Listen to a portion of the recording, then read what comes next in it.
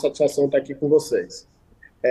De fato, as imagens são estarrecedoras, são lamentáveis, uma vez que essa policial ela tinha a obrigação de agir, sendo que ela está submetida a um regulamento em que, nesse regulamento, o que determina o regulamento é que ela é policial 24 horas por dia, independente da, de horários de folga ou qualquer coisa.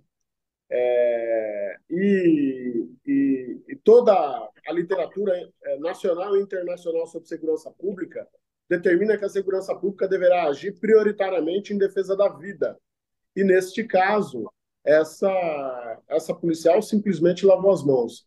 Se esse agressor tivesse tomado a atitude de puxar o gatilho, esse jovem provavelmente não estaria mais aqui entre nós, porque essa policial nada faria para defendê-lo ou para preservar essa vida. Professor Cláudio, diante dessas imagens estarrecedoras sobre a inação da policial, eu pergunto, não seria o caso dela ser imediatamente afastada do serviço de rua enquanto vocês fazem a corregedoria, a investigação e tal? Porque isso é um péssimo exemplo para a sociedade, né? E ela foi agressiva, foi ofendeu o jornalista que estava lá trabalhando. Não cabe aí uma atitude mais concreta e mais imediata sobre a falta de atuação dessa policial? Professor Ricardo, a gente, de fato, não pedimos, né, o afastamento dessa policial. Né? A decisão sobre o afastamento cabe à Corregedoria da Polícia, ao comando da polícia. Nós não pedimos esse afastamento, mas é uma reflexão que precisa ser feita se não é o caso. Perfeito. Travou a conexão Caso com. de se pedir o afastamento dela, Voltou uma vez. agora, ouvidor, desculpa, o senhor estava falando se é ou não é o caso? Eu dizia que talvez seja o caso da gente fazer uma reflexão sobre isso, uma vez que esse comportamento é um comportamento reprovável. E, de fato, pessoas com esse comportamento não podem estar nas fileiras do serviço público, né? Uma vez que elas não estão dispostas a exercer o serviço público como ele precisa e deve ser exercido. E como é feita essa reflexão? Essa reflexão é com base em todos os fatos ocorridos ali no momento. Né? Nós já tomamos duas atitudes.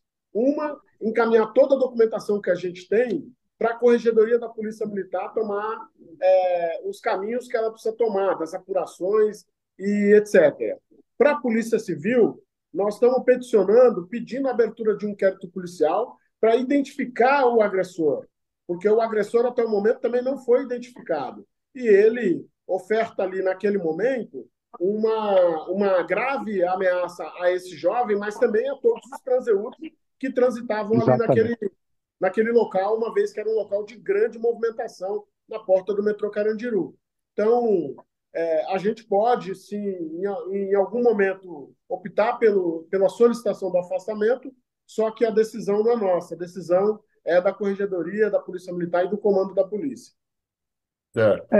Professor, a impressão que eu tenho num caso desses é que o que ocorreu ali é, é que há uma certa concordância é, de policiais com a atitude desse sujeito que puxou a arma.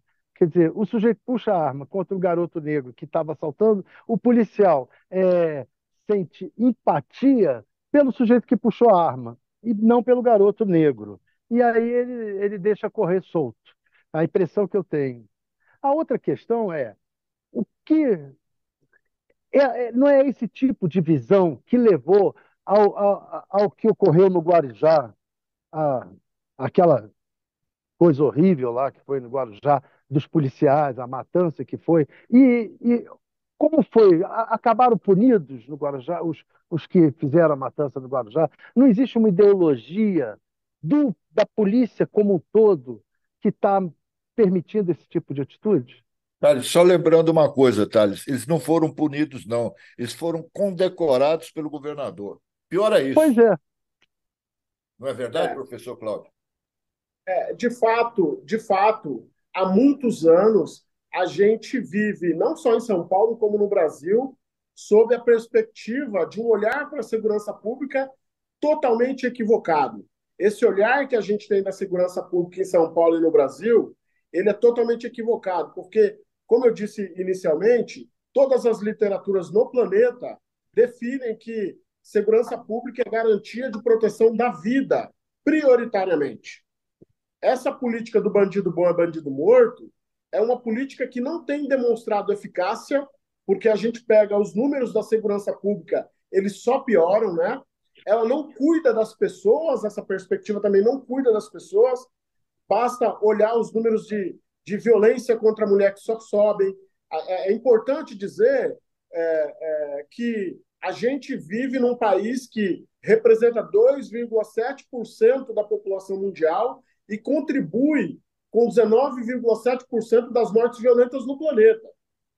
Então, É, veja a disparidade que essa lógica perversa, maldosa e ineficaz apresenta. Nós temos o terceiro maior contingente prisional do planeta também.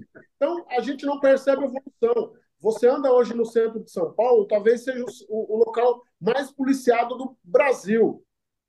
Tem viaturas de polícia a cada 200 metros, mas você ainda não está seguro. Se você tirar um celular, passa uma pessoa com uma bicicleta e leva o seu celular. E se você abordar um policial de uma viatura daquela, ele vai pedir para você ligar no 90. Ele não vai ir atrás de quem roubou o seu celular. Então, a gente vive... Por quê? Porque a lógica é te dar a sensação de segurança e não te oferecer a segurança de fato. Então, essa lógica é uma lógica muito perversa que não dialoga com as perspectivas de vida das pessoas. Então, Outro aspecto que é importante dizer, ainda sobre a Operação Escudo, é que a Operação Escudo, na nossa opinião, foi uma operação vingança. É uma operação que não cabe ao Estado desenvolver. Porque se a gente fosse desenvolver a Operação Vingança, a gente, por exemplo, teria que desenvolver uma Operação Escudo para cada policial que se suicida em São Paulo ou no Brasil hoje. E, nesse caso, a quem a gente atribuiria a culpa pelas mortes desses policiais? Porque a gente vive numa estrutura em que as pessoas se suicidam e os números são gritantes, né? O número de suicídio policial em São Paulo é infinitamente maior do que de policiais que morrem em combate, que morrem durante o trabalho. E não existe uma política estruturada de saúde mental desses policiais. É por isso que a gente tem uma política de segurança pública tão não aclamada, tão não legitimada pela população, especialmente a população mais carente, que lida com policiais, sim, adoecidos mentalmente no seu cotidiano e, infelizmente, tem que conviver com uma situação de que não há segurança pública para as pessoas. Pelo Então, contrário, né? As pessoas pelo contrário, nesses locais se sentem, com a presença da polícia, às vezes se sentem mais inseguras do que com a ausência de policiais, né, ouvidor? e fica esse exemplo num momento tão delicado que uma pessoa está correndo risco de vida, uma policial cruza os braços, não descruza os braços, né? E quando essa pessoa se dirige a ela, ela aplica ali um chute para afastá-lo de perto, dizendo que ele tem que ligar no 90. Imagina qualquer pessoa se colocando no lugar daquela pessoa lá, está correndo da mira de um revólver, tem que parar e ligar no 90, porque aquela policial ali está se negando a fazer o procedimento operacional padrão, que é proteger a vítima, identificar tanto a vítima quanto o autor da agressão e conduzi-los ao distrito policial para colocá-los à disposição da autoridade policial.